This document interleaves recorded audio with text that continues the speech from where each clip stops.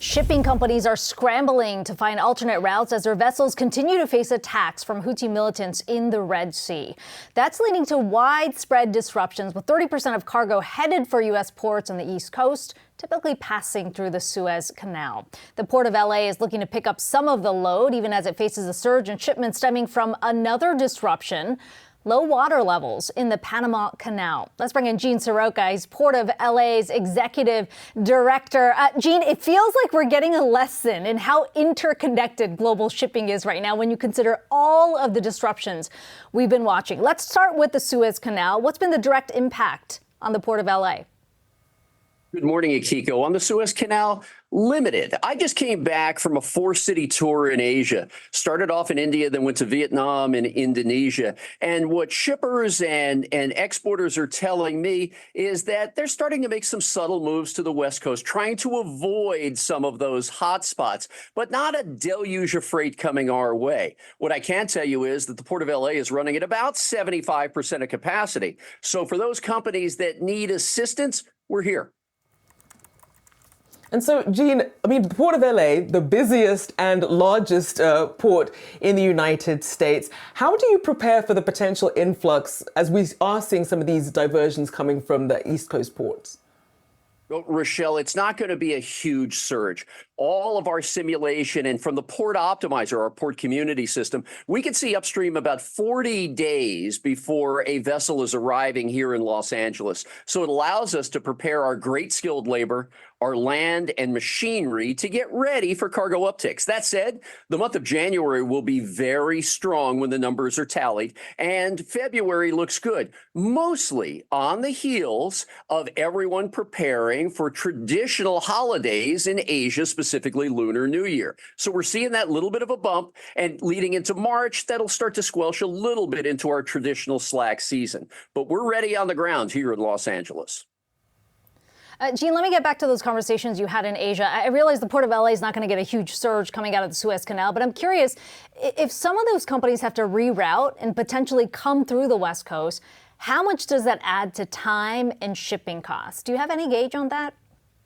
Yeah, a couple pieces here. Right now, with the diversions that are taking place on traditional Suez routes, and I go back to my days working in the Middle East when we had Somali interests going after vessels, tankers, and container ships, and working very closely with NATO and other allied forces to protect our crews, cargo, and assets.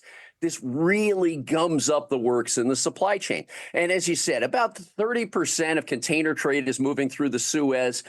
2/3 to 70% is going to Europe. Europe's lifeline to Asia is through the Suez Canal. Those alternate routes going around the Horn of Africa add another 14 plus, maybe even 21 days to transit times. And some accounts have said more than $1 million to the vessel voyages. Now, all of that aside, routing cargo from Bombay or Mumbai over Singapore and up to Los Angeles is going to be a quicker route and probably more cost effective at this juncture than the spot rates that are increasing through these hotspots. And Gene, even before what's been happening with the Red Sea, also looking at drought, looking at the effect of climate change, also making some, and we have these very large container ships trying to come through. As you prepare for the future, though, how much are you investing with an eye on what's happening with climate change and some of these routes like the Panama Canal being affected? Yeah, a couple of pieces here. As you know, Rachelle, we've got generational support at the federal and state level from an infrastructure investment standpoint. The Infrastructure Investment and Jobs Act, the Inflation Reduction Act, and California Governor Gavin Newsom's own budget, which dedicated a tremendous amount of money to our ports and surrounding infrastructure.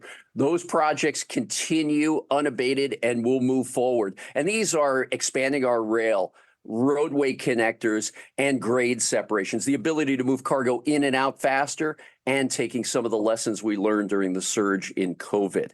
On the green side of our business, as you're aware, by 2030, we want to be a zero-emission operating port with respect to the cargo handling equipment. And by 2035, all the 20,000 trucks here in the Southern California ports need to be zero emission as well. So that investment continues. I'll be in Washington next week with others campaigning for even more dollars coming to our green technology, as well as the necessary infrastructure on electricity and hydrogen that will go along with it.